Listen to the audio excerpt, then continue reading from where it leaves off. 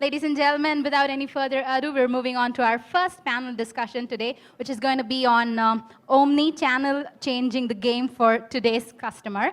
And it's my pleasure to be welcoming the esteemed panelists. Ladies and gentlemen, please help me welcome Mr. Anshu Bagai, AMC Cookware. Huge round of applause for the gentleman. A very warm welcome to you, sir. Request you to kindly come ahead, take your seat. He heads AMC India as CEO and is responsible for the overall functioning of Indian operations. AMC has been successfully operating in India with Bengaluru as its headquarters and production center since '96. Mr. Anshu, with over 20 years of hands-on marketing and sales experience, aims to establish and expand this unique category of premium cookware in the market. He explains to increase the market penetration and expand the sales force, which will help people lead a healthy lifestyle through AMC's zero-oil cooking philosophy. A very warm welcome to you. And please help me welcome Mr. Nitin Chhabra from Ace Turtle. A very warm welcome to you, Mr. Nitin. Well, he is the CEO of Ace Turtle. It enables brands and retailers to capitalize on omni-channel opportunities while managing focused on their core business, while remaining focused on their core business. It provides a whole suite of e-commerce development tools and fully managed services with a focus on omni-channel retail solutions. Once again, a very warm welcome to you, Mr. Nitin. And ladies and gentlemen, our third esteemed panelist today, Mr. Anand Natarajan from Excellor. A very warm welcome to you, Mr. Anand. Well, he is the Chief Business Officer for Excellor e-commerce and is responsible to shape up the business and to build a strong customer base. His major areas of contribution are towards market entry strategy, brand building, business development, sales execution, market share growth, and alliance. A very warm welcome once again to Mr. Anand. Ladies and gentlemen, please help me welcome Mr. Rahul Rajpoot. Well, he heads India sales at Vinculum and has 9 years of experience in retail, supply chain, and logistics. Prior to Vinculum, he has been a part of strategic sales team in HCL and NIIT.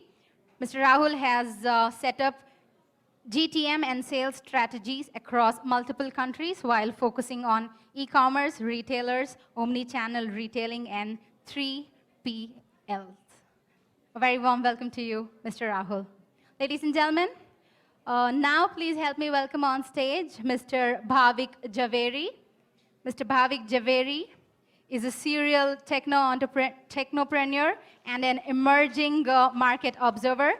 Mr. Bhavik has successfully founded and built some of the leading ventures in e-commerce, commerce, internet, and digital media space across India and global markets. A very warm welcome to Mr. Bhavik. Ladies and gentlemen, with that, I'd also welcome Ms. Simeran Bhasin. A very warm welcome to you, Ms. Simeran, who has just turned an entrepreneur and is the co-founder of a soon-to-be launched brand in the lifestyle space. Previously, Ms. Simeran was the CMO at Wildcraft. A very warm welcome to you, Ms. Simeran. Well, last but definitely not the least, ladies and gentlemen, we have with us Ms. Eugenia. A very warm welcome to you, Ms. Eugenia. Well, she is the CEO of Global Rust Trade, a new generation young and dynamic leader, financial analyst, and an expert in strategic planning with a vast experience working with top-notch investment banks in Moscow like VTB, Citibank, and Center Capital. She is a visionary and a source of inspiration for Global Rust Trade team. A very warm welcome to you, Ms. Eugenia. Ladies and gentlemen, of course, we have with us our moderator of this discussion. Please, once again, put your hands together for Mr. Ashish.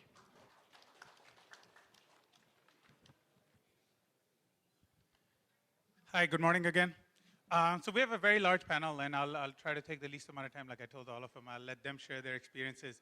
Kind of starting off by saying, omni-channel is something that we're hearing every day in the newspapers, everywhere, right?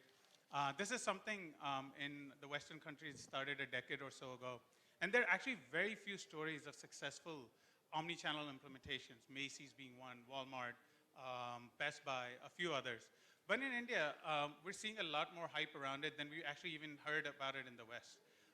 Now, what we want the panel to do is to kind of discuss what are the challenges, what are the opportunities around omni-channel, what are the brand's perspective on it.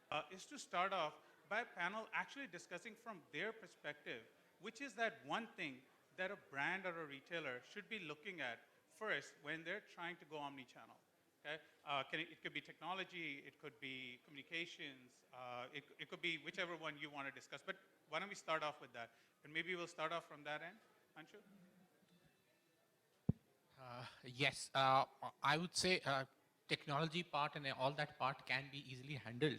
For a brand which first initially wants to go onto omni-channel, the most critical part is handling the internal culture. And getting all diverse teams to sit together and work on a new animal, completely new animal. Post that, only once you have the right culture in place, can you put together the right experience for the customer. And the second big thing that everyone has to handle is the conflict with the existing channel. See, as far as the top management is concerned, they are responsible for results quarter on quarter. So the new e-commerce and this is still growing. It will grow business in the future, but right now they have to guard the current businesses. So how do you do this without creating an issue with the existing channel? Is the two big things which, according to me, a brand has to handle before going online.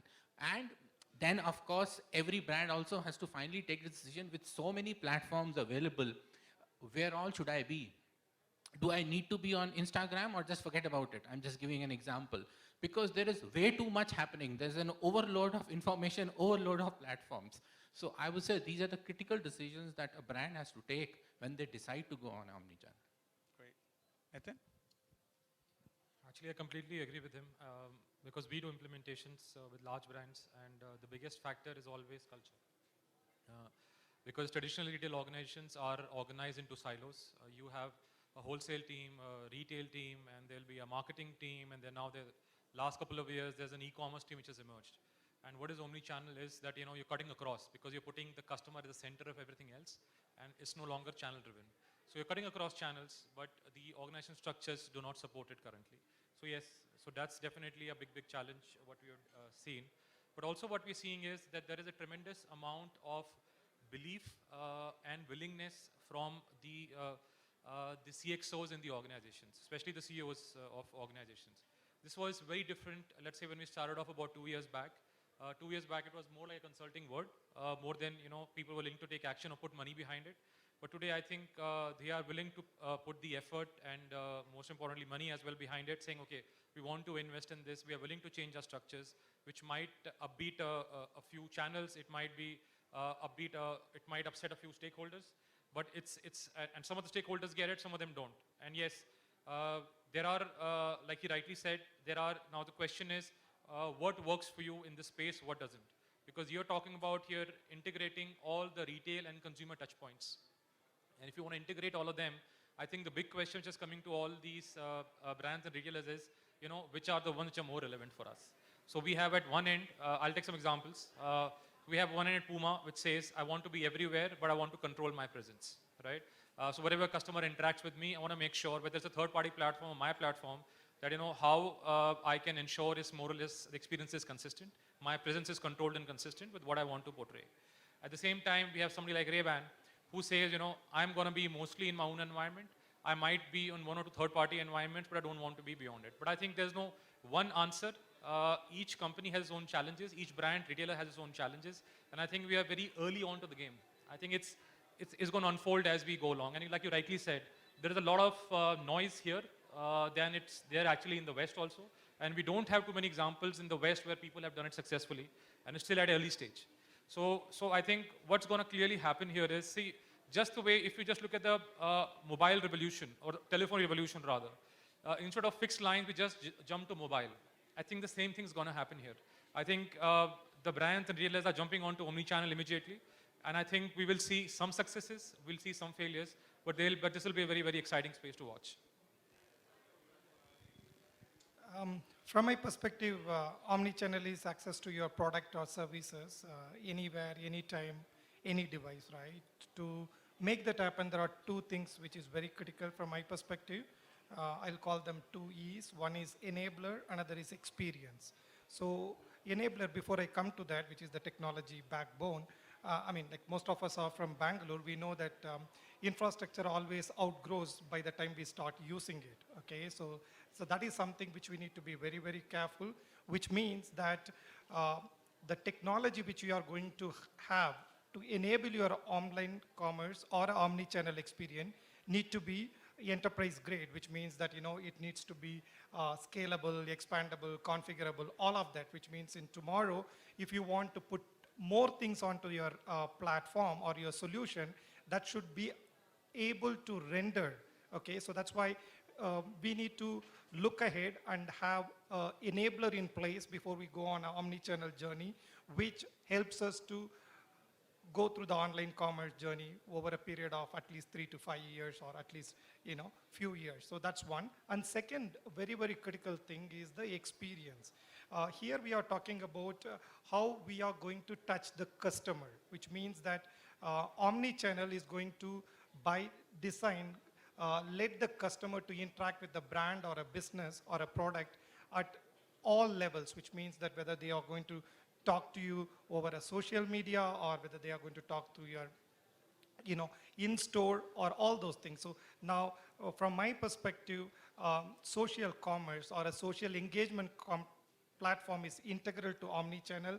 So we would have all seen that even though we buy from Flipkart based on the discount and things like that, but when there is a problem, we go on to a Twitter because there is no number to call them, and then we write review, we expect them to respond. So for each one of us, when we go through an omni-channel journey, we need to have a social engagement platform where we give a great service, great experience to customer. At the same time, that also acts as a customer response thing. So enabler have a great technology backbone, and two, deliver a user experience by giving the social commerce edge, and that's where you're going to touch the customer. So I completely agree with you in terms of enabling the technology, at the same time giving the customers the experience they want.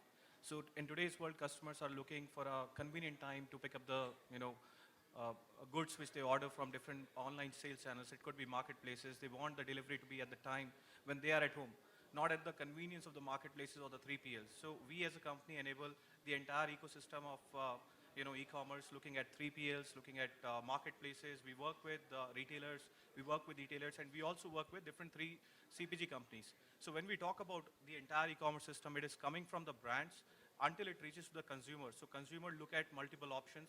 They want the easiest mode of payment. They want the easiest way of browsing the products to different channels. So if they are looking at a product on a retail shop, which has a different labeling, but if they want to search for the same product on the website, it might have a different description and they are not able to search for the same product. So they want the consistent messaging to happen across different channels. They want the similar experience, whether they are buying it through a marketplace, whether they are buying it from their website, whether they are buying it from their offline stores. So it has to be consistent across different channels. And at the same time, you need to have your customer understanding in such a way that you understand whether the customer has bought I just bought a Nike shoe last night. I should not be getting a promotion for another Nike shoe. I may be getting a complimentary or maybe some additional add-ons like a socks or maybe a sportswear, something to go with that. So promotion has to be more accurate when it goes to the customer, because brands does not look at customers. Even if we talk about such of the large brands outside India also, they are also struggling to reach out to the customer and sending the right messaging. So experience becomes more important and it gets enabled by technology. Hi, good morning, everyone. How many retailers here? So are we all retailers? Yeah. So, one simple thing. So for me, omni-channel is myth. We all were omni-channel, technology diversified us. When we start, most of the retailers here, when we start our first store, first thing what we think about is it your POS systems? Is it about your accountant? Is it about the people, salesman? No. What is it that you think about for the first time when you open your store? You think about your consumer. when you enter into omni-channel, multi-channel, whatever channel you want to enter, first thing you think about, keep your consumer at the center of all your strategies, and you are omni-channel by default. Start building your, so once you brought consumer at the center, then you think about first thing, as you rightly mentioned, people, your culture. Are we all ready to give that service to consumer irrespective of the channel that they touch us? Second thing then you talk about is your process and policies. Are we really giving a seamless process and policies? For example, I buy Pepe jeans on Flipkart, can I return at store? I can only return it to Flipkart. It's not seamless for me. So that's a simple policy change that if you can afford, start doing it, and you're omni-channel by default. Third is when you start looking at your platforms. Yes, now can my data talk? Can I see a single view of everything? Can I see a single view of consumer data, loyalty points? Again, same example. Technology can help you then give a seamless experience in terms of offering your loyalty point irrespective of the channel that they choose. I have consumers, I have retailers who can't even, just because technology is just diversified their existence itself, who gives loyalty points if you buy in store but can't give you loyalty points when you buy on their own e-commerce platforms. I think if most of us are, initiating this journey, let's not think of too complex things. Start with small experiences which are seamless. Build one experience, make it right. I think the largest omni-channel example actually in today's date is Apple, right, before anything else. So he really started with the consumer experience and brought his technology, product, everything which suits technology, suits consumer, and then build the largest company out there. I think that's where my take is, that if you really want to turn omni-channel, start creating experiences which are seamless. It not necessarily be everything omni-channel from day one. I was giving a simple example. Your social media trends says that there's a product trending on Pinterest or on Instagram. Why can't we show that in your store on a very simple tent card which says, okay, this particular product is trending on Instagram, this product is trending, and the visual merchandising in store is now been inspired by what's trending online. And I'm already omni-channel because as a consumer, I've already seen this trending product when I was at home, and I see the same product as soon as I'm in store, I'm more likely to buy. So for us, I think you start everything with your consumer experience and you start building behind it or on top of it, you're omni-channel by default. As a marketer, I think these are exciting times. Companies and brands spend crores and crores of rupees generating demand, attempting to generate demand. And there's always been this quip amongst marketers that, I know 50% of my marketing monies are working. I just don't know which 50%, right? With all the data that is there, I think there's a huge opportunity today to capture one thing that as a marketer I have grappled with for many years. And that is, where am I losing sale, right? So I've generated demand. Where have I generated demand? Where have consumers come in and where have they walked out without buying anything?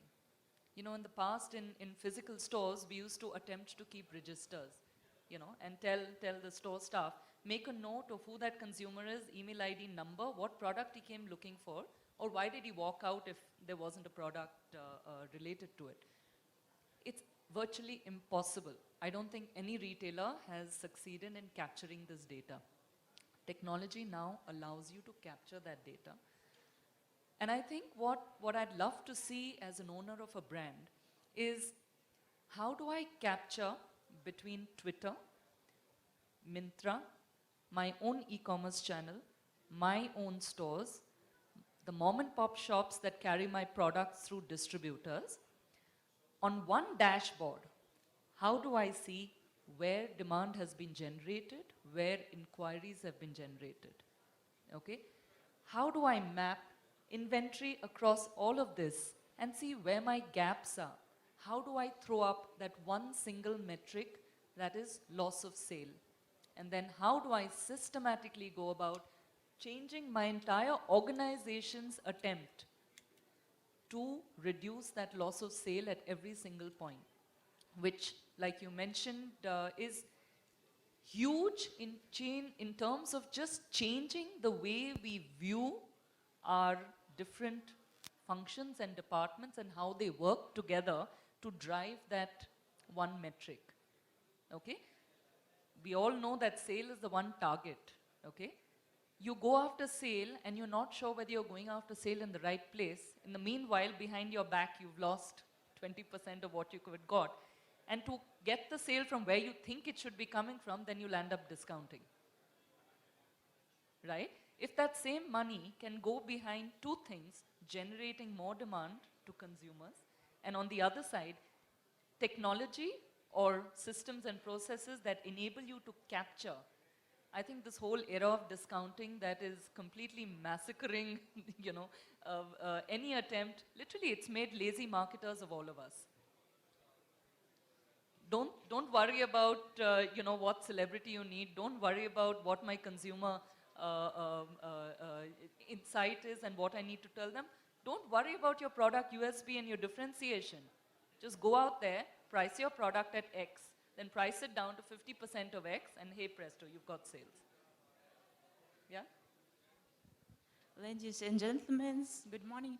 And as for my side, Omni Channel, it is the most important thing that we shouldn't ignore, because I give you figures. As for European countries, so there are 64 decisions about purchase. That was made based on omni-channel decisions. And that means that persons go to internet, go to mobile apps and so on, and choose product. And after it, they think about this, choose, and maybe they go to offline shops or online shops, but they made a purchase. And I think that India and Russia, where I come from, so there is developing countries. And that's why very important that omnichannel already very developed in developed countries. And that's why we may teach for these countries. And that's very important for us. And I give you another figures. As for the most influenced company Italian in the world, that's Amazon.com. So in Black Friday that were in previous year, so there are 37% of all orders that was made by eTailing, it were by Amazon.com. So in Russia, we use omnichannel too. And as for my side, I have B2B platform, Global Road Trade. As for my side, the most important thing, that's technology. Because we have many channels of influence on consumer actions. That is social media, that's mobile apps, that's mobile online, and physical shops, and so on. But the main thing is technology. It's how all this process will be linked with each other. How we may measure result, how we may understand what one consumer, how this one go through all of this channel and what we will see in the end. So as for my point of view, so we shouldn't ignore omnichannel, and we should put all our activity to make the most good technologies to understand this process and to influence on our advertising, on our consumer at each step of how we touch him. Thank you. I think great thoughts from all the different panels. Like I said, everybody's going to have a different view, and I'm glad. There's one point I picked up early on, and I want to kind of have a couple of you talk about it. Given that there aren't a lot of successful, or very successful, maybe they are successful, very successful implementations of omnichannel across the world. It's not just India or whatever. One of the reasons that I've seen, and I think that you pointed out also, Anshu, is a conflict with your current channels. Can you expand on that a little bit? What are those conflicts that you're referring to? And I think in the discussion, Simeran also had a view that there may be a solution to get around this conflict. So if you can, after him, kind of take that. Okay, I'll take the example of the industry that I am currently. It's not retailing, direct selling industry. Okay, so what happens is, examples like AMC Cookware, Tupperware, we have people who get recruited. Majority of them are ladies, housewives, who are supposed to go from home, one place to another, do parties, do demonstrations and sell. Okay, now that is how the actual channel is supposed to be. Now, once the products, once they book the orders, that's when they place the orders with the company and the goods are delivered to them. Once the goods are delivered to them, after that point in time, the company loses control over the goods. Now, so many of them are putting these products on Flipkart and Snapdeal, and they are themselves offering their own discounts. And so the same product is now available at various prices because all these people, someone is giving a 10% discount, someone giving a 40% discount, whereas the company's price is the MRP price. So now, on one hand, the big dilemma for the entire direct selling industry is, on one hand, e-commerce is big, this is the future. I don't see my son buying a lot of products from retail because by the time he grows up, majority of his purchases will be online. So all of us want to go there, but how do we handle this conflict? My biggest business, 95% of the business comes to the normal route, but they are at loggerheads with each other. So I want to go online. One way that we have found in AMC is, for example, a separate product line. Our normal products are oil-free cooking, which is normal surgical quality stainless steel. However, online we have started in a small way, coated products online. Okay, but again, why don't, the traditional channel says, why don't you give it to me? I can sell much more than what you are selling online. So that's how the big issue is. Similarly, for anyone in retail also, the same problems arises. That do you give the same kind of offers online as to retailers? How do you handle their margins? Now, as I said, for the top management, the big issue is I have to first close this quarter. It is, as they say, quarter tak. Okay, so if I don't deliver this quarter, I won't survive till next. So that is where the top management in all brands is currently in this flux. I want to go the e-commerce route. I want to put more resources, change, but how do I deliver this quarter? Simeran. Yeah, so can you hear me? Yeah. Okay, so I'm just going to pick up from one point that you talked about and take on from there. You know, in the last couple of years, I've watched many brands create separate lines for e-commerce. Okay, not just e-commerce, the metros of the world have opened up, so I'm going to create a separate line there. Now, this is disastrous for brands. Okay, we're all hungry for sales, and that greed is what makes you then go completely against your vision for the brand, your strategy for the brand. Why is it that in the first place you didn't launch a stripped down product at price X, right? Because you had a certain positioning for your brand, you wanted to reach a certain kind of consumer and you wanted to present a certain imagery, right? Now suddenly you've done stripped down version, launch in Big Bazaar, a product that is sold elsewhere at 2,000 rupees, the same product removing some features which the consumer can't even make out has been reduced, 2,000 rupees / 1,000 rupees. Okay, and you're extremely happy because that channel has grown from contributing 2% to now contributing 20%. This is a death knell for brands, and I see more and more people doing it, right? Now, to me, the question really is, we have a challenge with some of our largest, and all said and done, eTailing still contributes to what, by and large, single digits to every category, right? Except in travel, for example. Brick and mortar, and amongst brick and mortar, the wholesale distributors that reach out to the thousands and thousands of retailers out there is what contributes a bulk of sale for most categories, most product categories out there. Okay? What is their biggest problem?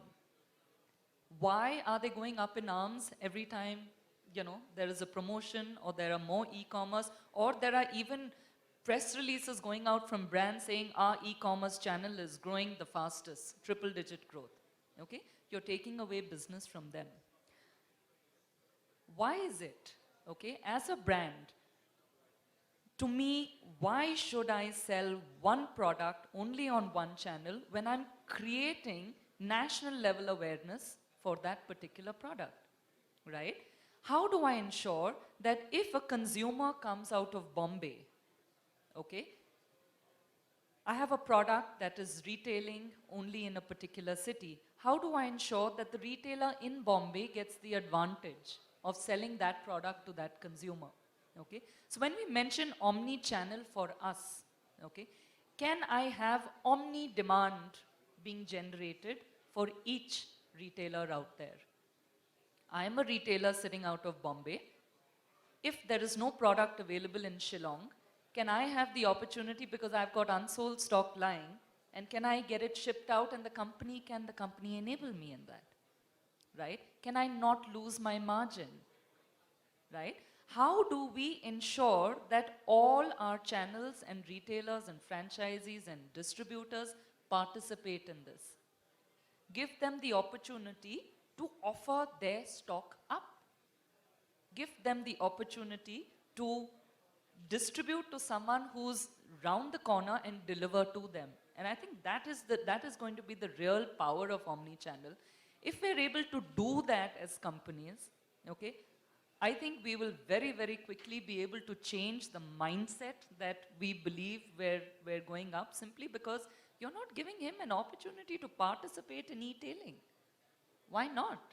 You perhaps are saving crores of rupees on warehousing, because each one of them is a mini warehouse sitting. You're saving crores of rupees on logistics, because now I've got a central warehouse that only reaches, only is used for stocks that are available to my e-tailers. I've sold stock there. That guy is going to ask me to take stock back because he's got unsold stock lying. And then I've gone and discounted it offline. Right? So I think we all need to change the way that our terms of trade or our margins work. We all need to change the way we share information. We are so cagey, and we have created that insecurity amongst each channel. Okay? I have given different terms of trade to everybody. I give different sets of benefits to every different channel. Okay? No wonder they're going to be fighting against each other.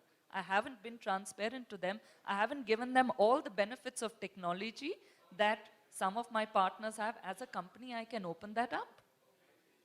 So I think the moment we stop worrying about how do I balance each channel's needs, I think we need to enable each channel to really move up from the game and stop treating them, you know, as we have in the past. Yeah, on a lighter note, channel conflict is something is there from time immemorial. So even before online commerce, you had a channel conflict, right? There is a OEM, there is a ISV, master dealer, and dealer restricted to that particular city, state, and things like that. So I think the channel conflict will continue to be there. So that is a issue which we are all there to resolve. And coming back to what is omni-channel, okay? See, omni-channel, that's a good point to start. From my perspective, I'll give you omni-channel is how the user experience is, okay? So I'll give you a very, very basic example and also slightly complex one. So if you are buying a product, okay, you should have a omni-channel experience, which means you can buy online and pick it up offline. It can be as simple as that, which means that there is an offer running, I went, I booked, I paid an advance, I paid a full amount, but I go to the store and I experience it and pick it up, okay? So that should be facilitated. So that is as basic as what omni-channel should do, which means it should be seamless between offline to online, online to offline. And the same way, like, Bhavik talked about how a display or an iPad, which you can keep it in the store, which can seamlessly tell you the trends in terms of how the products are performing or viewed by the customer and which is top selling, so that in the store you can see the trend and you can buy. And also in the store, your person who is working in the store can use an iPad and see the inventory or the collection available online and show it to the customer. So it has to be seamless in terms of do it online, make it happen in offline, or check it out in offline and close the transaction online. So that is the basic level of what omni-channel from the user standpoint, which the technology needs to enable. And the next one slightly complex, which is that, there is a tire company which we are working, couple of them to be precise, where if you look at the tires, okay, you will be surprised that each tire manufacturer have more than 1,200, 1,500 SKUs. Okay, so when I got into that, I was really surprised that in last 20, 25 years of automobile revolution in India, there are like 60 plus automobiles on the road, and each one of them have a different type of tire in terms of specification, and that goes by the year when that particular model of the car is sold. So how online commerce can benefit the user? Okay, so here a tire manufacturer can put the content online where you can go and check which year you bought your car and what sort of a tire it is going to be, and then you can buy it. After buying the tire, the critical part is that, you know, they cannot ship it to you, nor you can fix it. So then they also have their existing channel. They have a service center, or they have a, you know, people who stock that those tires. So what happens is you go online, check out the content, which is very critical for you to see that, you know, which year, what model, and then buy that, and then book an appointment based on the PIN code to the nearest service center of the tire company, and then you go and get it replaced. Okay, if that tire is not available with the dealer, and the tire company will do a back-to-back ordering before you actually go and get that appointment set.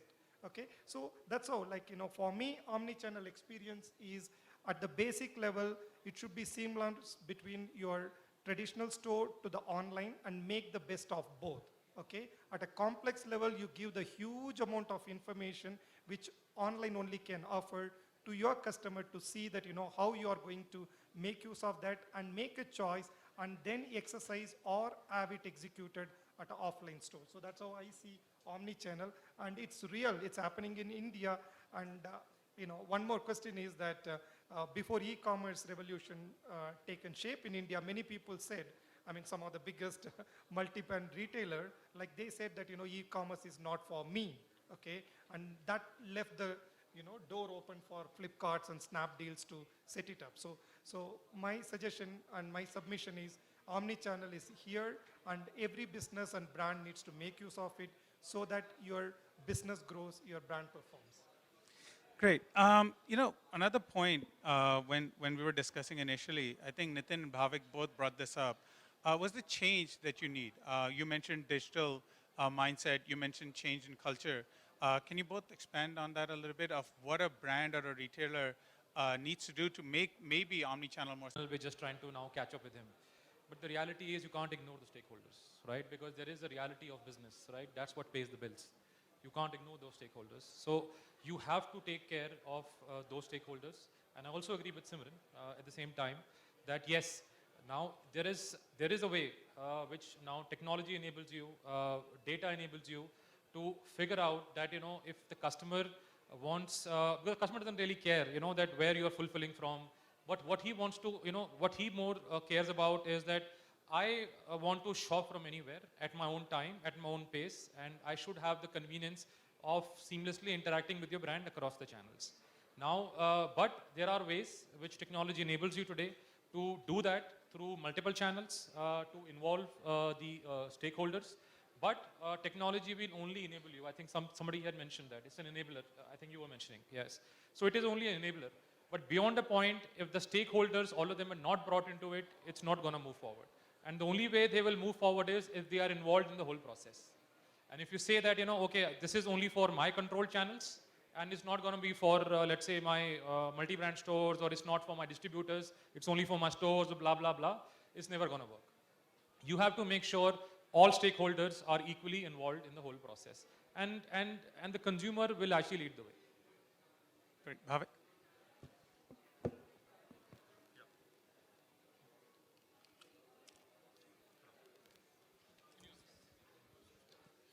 So I think, so digital culture is something which is very key to the success of omnichannel for sure. So irrespective of what technology enables you, how you really, really invest in technology. Are you thinking technical? Are you thinking digital is more important as a brand, as a team, as a last mile experience guy that we have? So I'll share some, very simple examples again.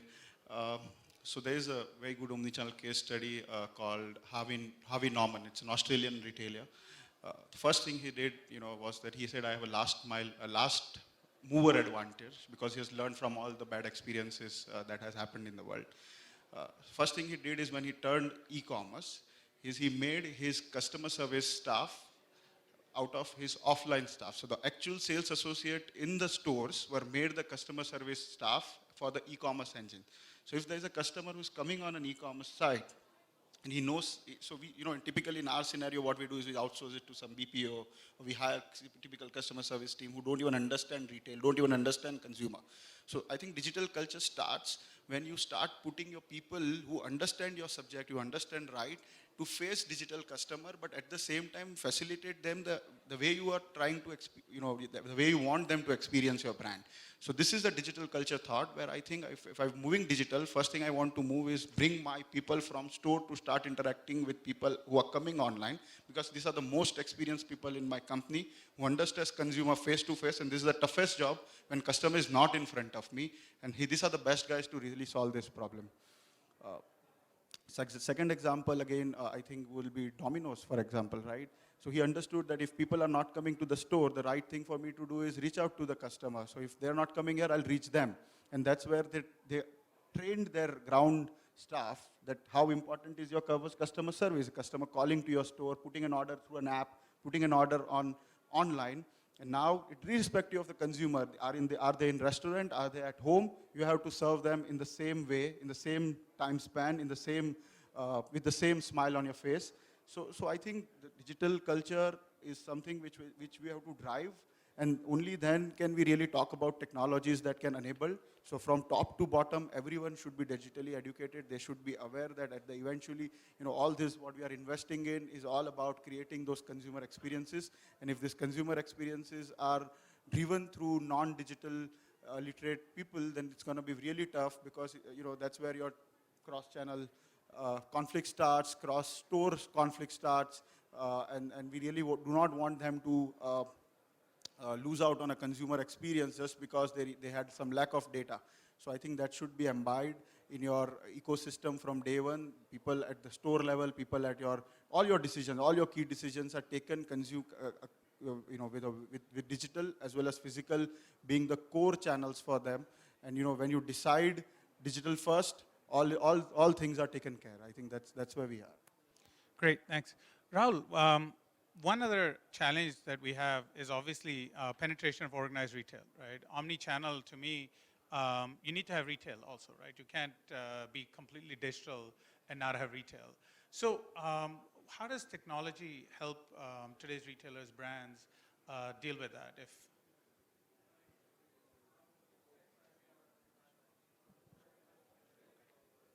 So there are a lot of case studies when we talk about retailers, talking about omni-channel experience. One of the classic example is one of our customer called Nykaa. They started their business with an online brand. They started selling into the online space. They got their website up and running, and now they've got a lot of suppliers who are pumping in data, with different kind of cosmetics. They are getting it procured from outside India. At the same time, now they are moving towards online to offline. So they've got their business established, they've got their customer base. Now from a technology point of view, what they need is, they need a seamless information going from one place to another, which is their online space, their offline space, and when we talk about their, maybe tomorrow they want to do it on the marketplaces. So these are the different sales channels. So channel conflict comes in when brand is not able to control them.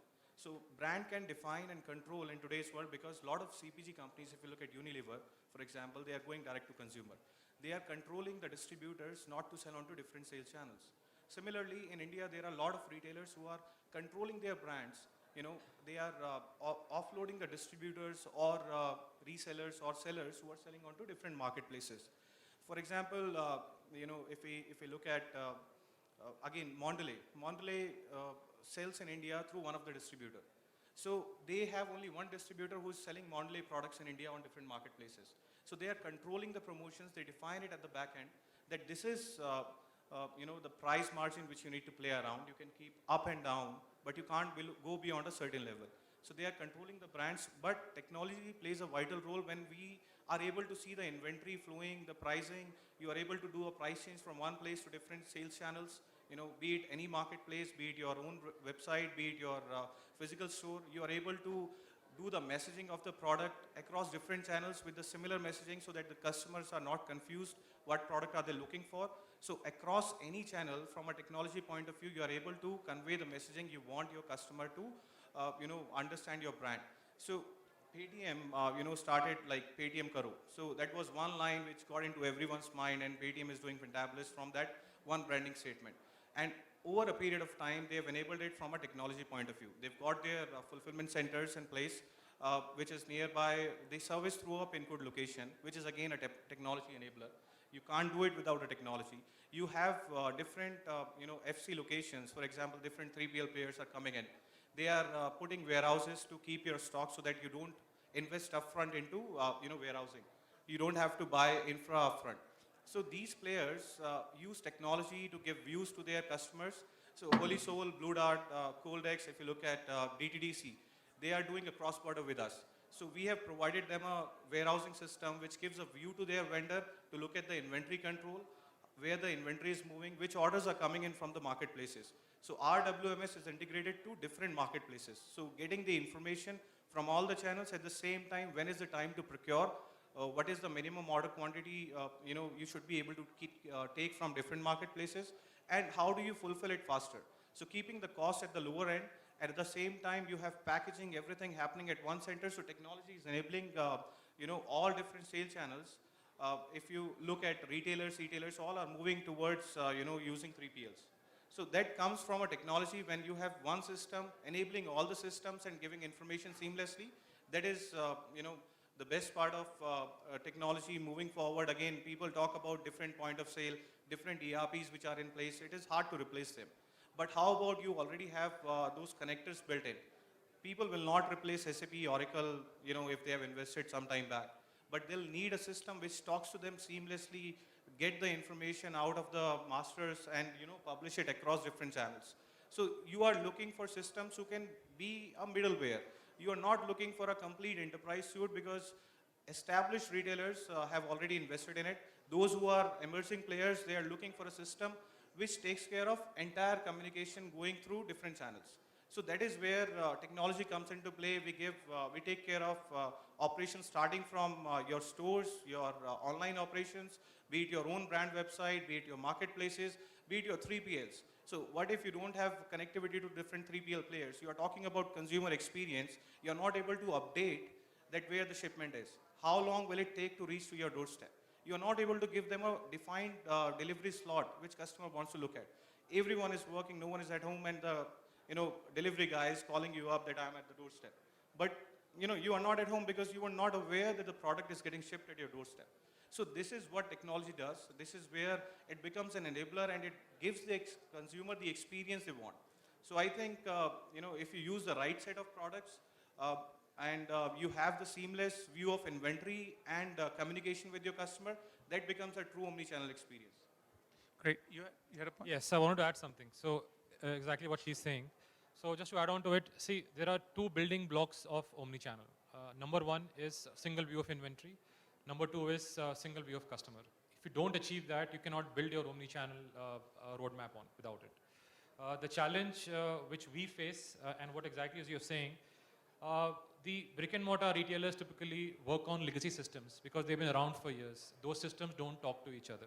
Just to give a simple example, the inventory is mostly taken at an MRP level, right? When we do the implementations, we end up realizing, that, and now we of course, we start improving upon it slowly, is what happens is that financial audits which were done also in the stores, they were always done on an MRP level because everyone is thinking more from a financial perspective. E-commerce requires you to take those things at EN code level.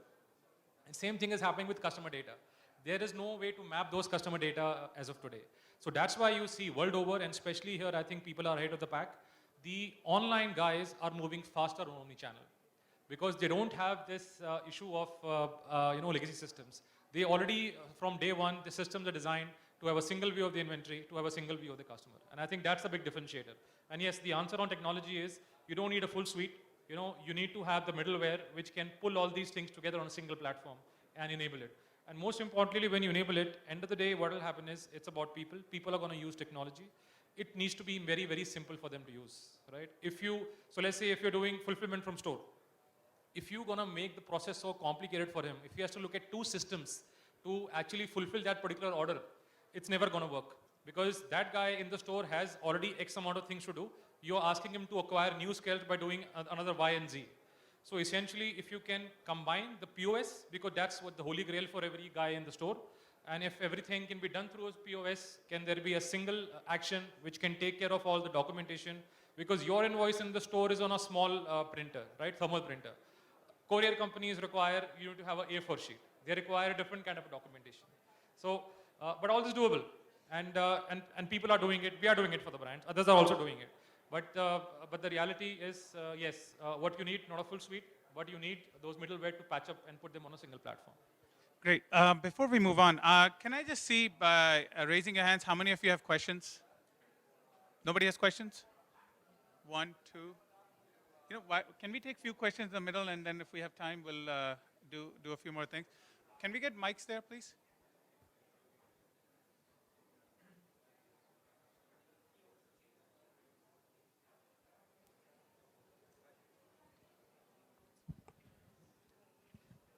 Very good morning to everybody. My name is Srihari. I tried my hand in the Omni Channel retail in the grocery space a couple of years back, and I must say I failed. But there were challenges. I probably, I tried to do both online and offline together. But now I've pivoted to a B2B model. Okay, going back to the Omni Channel, should that be offline first or online first? And the second question is, how important, or what's the kind of a good or a bad role that MRP is playing on pricing strategy, and particularly when we are selling with huge discounts online and not so much offline and stuff like that. So is it for any one particular member, or can any of the panelists answer for you? Any of them, yeah, it's open. Who would like to? I'll take up the MRP part of it, and I'll leave my colleagues here to answer the second one. On the MRP, I think MRP as a concept was where the brand would decide, this is the price I want to sell this at. I think that concept is gone, right? Now there is far more transparency in the system. The consumer decided what price he wants to buy from you. And what essentially online has done is it's opened up I would say the price discovery very, very fairly to everyone. So I think the concept of MRP, if that's the question, I think it's more from the brand side. That doesn't exist anymore. The price discovery will be decided by the consumer itself. And that's what is already happening in the market. So if you're saying, okay, online is discounts, I will not give it offline. But that's the price. Maybe there's a little bit more happening, and some consumers are taking advantage of it. But the reality is you will now find this price discovery setting in, and online and offline prices setting in as per the price, what the consumer wants to pay, instead of the brand saying, this is what I will sell at this price. I think that's history. That's my opinion. Sorry, can I just, Yes. before we close that. There is a reference point there saying that this is the MRP, therefore I slash that and sell it at this price. So there's kind of a ceiling on one side. There's also a reference point for the consumer to look at, whereas I don't see that in most of the Western countries. So how is that affecting the market in general? See, the concept of MRP was actually brought in from a statutory perspective by the government here. In other markets, you don't see it because it is not mandatory by the law there to print MRP there. There again, this price discovery mechanism was set from day one. So again, same thing if I just compare. So since there is no statutory law which requires you to print an MRP, retailer would say this is the price I want to sell, and at the end of the day, consumer will decide what price he really wants to buy. Here, it's a statutory requirement. So whether you import the goods or you manufacture here, by law, you have to print an MRP on it. So as of today, there is no way to cut across that. But what I'm trying to say is that now the price is going to be decided by the consumer. It doesn't really matter, because what was happening earlier, we were walking to a store, we would say this is the price, and we might end up buying it because we never had that so much information at our hand. That at what other price this could be possible to buy at. Because there would be other sellers selling at a certain price. Buyers might buy or might not buy. Brands would reduce the price to match up the buyer's expectation. So that's what I meant by price discovery. That's how it's going to happen. So yes, MRP is more statutory, but I think the way it's going, I don't see it lasting for long. But does that answer your question? The first part, your question, offline or online, which goes first. If you leave aside categories like travel, etc., for the rest, Indians are, as of now and for quite some time, touch and feel oriented. And so that's why you have even people like Pepperfry opening up their experience stores, because till the time customers don't touch and feel, they are not comfortable buying online. And we all know of stories of people going to offline stores, checking the products, and then coming online because there's a better discount out there. So for all, practically, again, as I said, leaves out those categories like travel, you need offline stores. You can't just operate online because customers need to touch and feel before they make their final purchase decision. Yeah, that's a question like a chicken or egg or whatever. So from my perspective, every offline store, whether it is a brand or a business or a plant or anything, they need to have a presence online, okay? So if you really look back 15, 20 years back, you know where we used to go and buy gifts or like, you know, dress or all of that, you know, those people did not get on with online, okay? So offline needs to have an online presence. So that's very, very clear, because the discovery, as they said, it is much more easier online, and people, every passing year, they are more techno savvy. So they will always go to Google or they will always search. So if you are an offline business, if you do not have an online business, I mean, God save you, okay? So online presence for offline brand business is a must.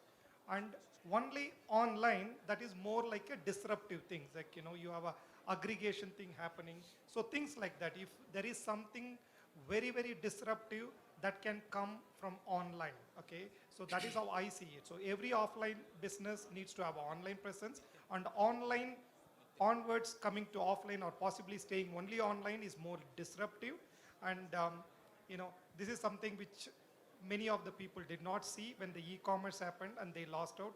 I sincerely hope that, you know, we don't miss the online journey. And also please understand, online commerce is just another channel, right? The way a matured business should handle online is that, I mentioned earlier too, that a business will have multiple channel, and this is one of the channel. And also online revenue is not to be measured in terms of return of invest for your online commerce or a e-commerce investment, because many, many people go there to discover or to search or to find out more about your product or your brand or business, and then come and buy offline. So keep off online presence, which is very, very critical, and preferably with the omni-channel capabilities. So, Eugenia, is there a global perspective? I know they've shared a little bit of what India's perspective is on those two questions. What is your lookout outside of India on pricing, how on omni-channel, how's pricing working? Are retail brands first starting online, going offline, or offline retail brands going online? What is your perspective? Okay, thank you. And I'm presenting here Global Trade Company, that's B2B platform for export and import. And because of we presenting in 33 countries through Latin America, Southeast Asia, and BRICS countries, so it is very important for us to understand our costs. And this as for advertising, as for having calling centers, and so on. As for my side, as I said before, the most important thing in omni-channel is, yes, touch people different ways, but we should measure results. We should understand how each client acts and what this client wants to do. And then we will make the best proposal. And as for my side, I may give you a research. As for econsultancy.com firm, they provide research in previous year, and they ask for 2,000 of e-commerce marketing specialists about if they measure result about all omni-channel resources, and if you put all these results to make good proposal for companies, for clients. And unfortunately, only 5% of this person say that, yes, we measure result and we put this result on practice to communicate with each client personally. And as for my side, in my firm, so we have a department who create a program which will be measure all results of each client. That's very hard analytical job. And this includes web analytics, business analysis, back office, and all of this should be put together to measure all results.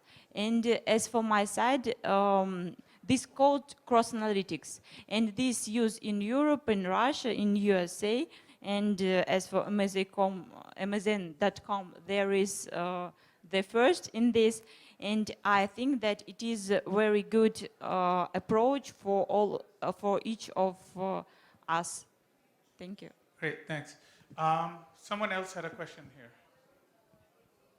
Yeah, hi. Sorry, he has the mic already. Can he have a mic after that? Go ahead. Yeah, hi. Myself, John. I'm from Experian. So I have a question. In fact, it's a twofold question. I would like to get it addressed by Sorry. Can we Simeran turn up or his volume?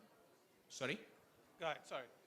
Yeah. So I'd like to get it addressed by Simeran or Nitin because you guys handle most of the offline and online brands.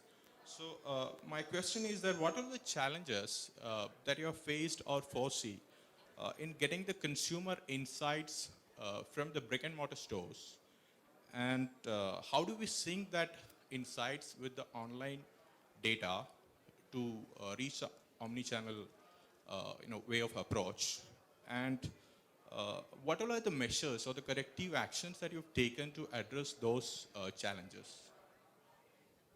Sure. I'll start. So actually, this is something which me and Simeran were only discussing before we actually got into this. So see now what online has done, there is tremendous amount of data which is available to you. One challenge we are facing is that too much data is also a problem. Okay. Right? So I think at our end, what we are trying to do, and for this actually we have partnered with another analytics firm. So we are trying to simplify it. So let's use what we can use. There is no point jumping 100 points when we're not even at 1 point. So saying, can we make it simple, and then we can start upgrading from there. The second challenge so far in the offline world has been is that unlike online, where you get data on how many visitors, session time, blah, blah, blah, you get everything. Right? Absolutely. In offline world, the only data available actually was historical data. Correct. Because the only data you would be truly able to capture is what's from the POS somebody has bought, or from your CRM where you only know what somebody has bought. But there was no data unlike online where somebody would walk in and do etc. A lot of people are experimenting with beacons, etc. We're also trying to do so, not successful so far, to capture that data as well, right? Sure. So I think, but this year especially, we foresee as a company that there will be a lot of technology coming in, mostly from the West and mostly implemented in the West, on capturing a lot of this offline data, which is just not historical data, but it's real-time data of how many people actually walked into your store real-time, where all they were navigating, etc., etc. But I think to answer that question, I think how we are trying to address it is trying to simplify, because these analytic tools throw too much data. So, we said the standard will not work for us. So we want to build a solution where it could be simplified to and then do it on a tier level. That's what we are trying to do. Sure. Yeah, so I'm going to pick on the point you mentioned on consumer insights. See, consumer insights are generated at two moments of truth. One, when the brand has reached out to the consumer and it generates an opinion in them, okay? If you're lucky, it's a huge positive opinion. If you're not, it's a huge negative. If you're kind of halfway there, which to my mind is as good as not being there, you get a neutral opinion on nothing said at all, right? Now, that is something that I think as marketers, we've been able to move towards capturing with our presences on various social media channels where consumers are talking, right? Because otherwise, as a marketer, there is no two-way engagement, so social media has provided that, right? The other part of insight that is generated is when he comes in contact with your product, Okay. right? And there are multiple channels. On e-commerce, it's far easier. I think a lot of us are now adding on chat, live chat on our own e-commerce channels where, you know, I don't know what to figure out. I chat saying, hey, listen, I'm looking for this, so this is the problem I've had. Or you have a customer care number and, you know, the consumer takes the effort, or you have a WhatsApp number and they take the effort to reach out to you. The big challenge today is in physical stores, okay? Some are owned where it's easier with your own store staff, but a bulk of it is not owned, right? A bulk of it are multi-brand outlets, okay? Yeah. There are a huge amount of consumer insights there, right? That just don't get captured, okay? Very often, it's just the chaos of what happens in a typical day that even if you know what to capture or your teams are trained to know what to capture, you can't do it, right? Now, there are different ways that one can address this, and I think one of them, of course, which is an age-old practice, which is something that I remember during my Titan days we used to practice, which is just sending every executive out onto the stores to sell. Right? You do that once a year. And of course, it's a practice that in many different companies happens with varying different frequency. But you get a chance to interact with consumers. Okay? Sure. But that is still a limitation on the amount of time you have and that one particular day. You aren't able to track that. I think that is still something that is a challenge that we haven't found a solution for, which is when I interact with your product. Okay? For example, I walk into a store and I want to try on a dress, right? That dress doesn't really fit me. It doesn't fit me well at all. And I walk out of that store just saying something as simple as it doesn't fit me. How do I capture that information? How do I know I've got the wrong sizes out there? Any brand in the lifestyle space, and I think the biggest of them is footwear, even much more than garments, perhaps even bigger than footwear would be the lingerie industry. Okay, how do I know my product hasn't fit, right? How do I know what was the size that that was required and wasn't there? It's a big black hole, right? Absolutely. Big challenge, no solution that I'm aware of yet that can capture this data in a channel that contributes anywhere between 50% to 90% of almost every physical product brand out there. Great. You know what? We've kind of run out of time, but I promised them one more question. So let's take that at least. I'll quickly ask my question. I run online-only hotels at travelspice.com. Our consumer decides the price she wants to pay and for a particular location and star rating, and one of the hotels picks up the customer. But my question is on the Omni Channel. Besides this, I invest in US retail stocks and I watch them closely. And as I watch quarter to quarter, the question is for Simeran, marketer. I see Amazon taking over more and more. And I think, is Amazon going to take over, or there are going to be other players with Omni Channel in the picture in 10 years from now? Yeah, so I think Amazon was the earliest to sort of cash in on this and has stayed the course, only very recently turned profitable. But I think their eye has been on the future, and because they've been in various sort of places, and I think there's been a vision that is able to understand that, okay, one is I need a channel where buyers and sellers can, you know, come together on Amazon.com. I need to be able to control where all this data is, so I have my cloud computing systems. I need to be able to create infrastructure, physical infrastructure for all these goods to be stored, right? So that it can travel from the brand to the consumer. So I think that's been one of the advantages that Amazon has had.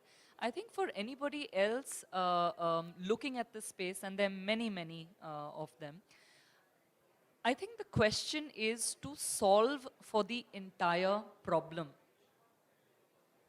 Okay? coming in with bits and pieces, so you have a choice. You can come in for one part of it and specialize and offer only one solution, whether it is warehousing or whether it is cloud services or whether it's an e-commerce marketplace platform. That's what they have to their advantage. But they questioned it very, very early on. Okay? It's literally, I think they lived and continue to live in a world of science fiction. Stuff that can only be imagined today, and they're working towards how can I, 5 years from now, 10 years from now, 20 years from now, enable that, and what do I need to do today? And of course, it helps to have the deep pockets to be able to stay the course all the way till there and not waver, right? Unlike a lot of other players, especially in the startup industry, what they are not doing is looking to sell out and looking to build a valuation to be able to sell out and make that money and get on to the next idea and so on and so forth. And I think that's a big difference between building a business and starting a startup. By definition today, people think startup, valuation. Why valuation? Because I want to sell out. Why do I want to sell out? Because I want to make money. So I think in many ways, all of us need to create our own little science fiction worlds, question, imagine various kinds of solution, continuously try out. You're going to have 99% failure rate, but try out new things and figure out new ways. So this whole mindset of why not is what is going to hold those who are able to do this in future. And Amazon may not. I mean, if they were to suddenly stop questioning, they may not be around 20 years from now. They may be someone else. So I think that the challenge is constantly there for every one of us to create solutions and to maintain,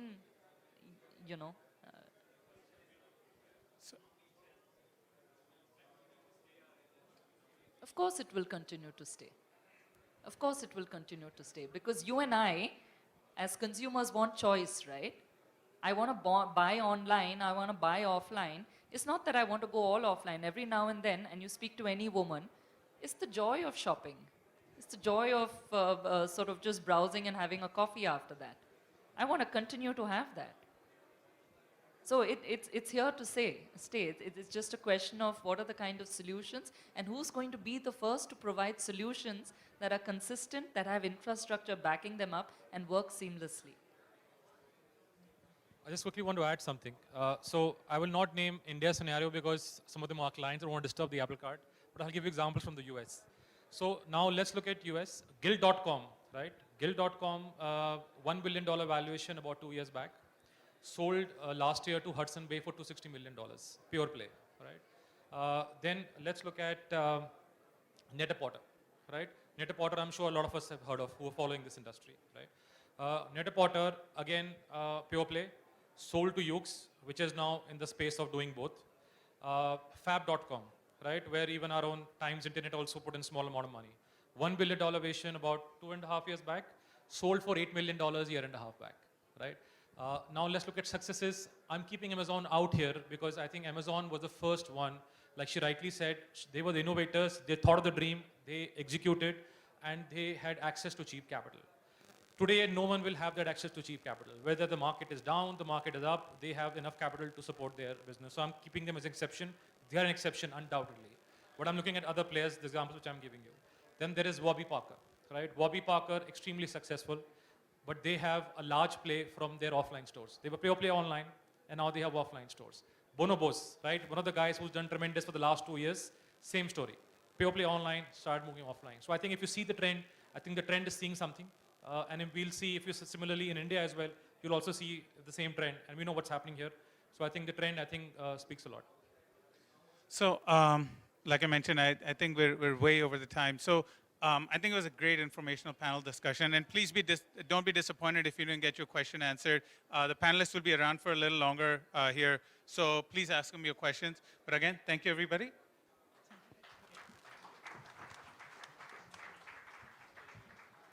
Well, thank you, gentlemen. Thank you.